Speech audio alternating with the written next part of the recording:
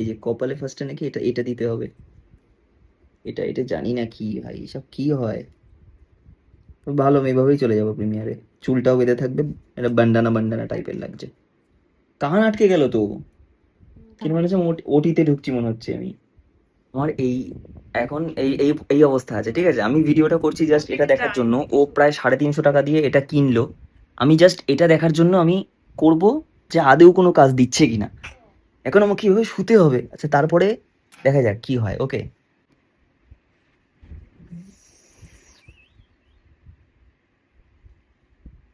এইটা অবস্থা এখন, জানি না কি চেঞ্জেস ও বুঝতে পারছে।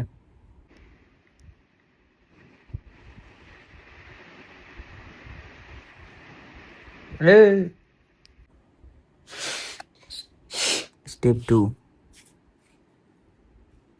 আমার মনে হচ্ছে যেন আমি আরো কালো হয়ে যাচ্ছি।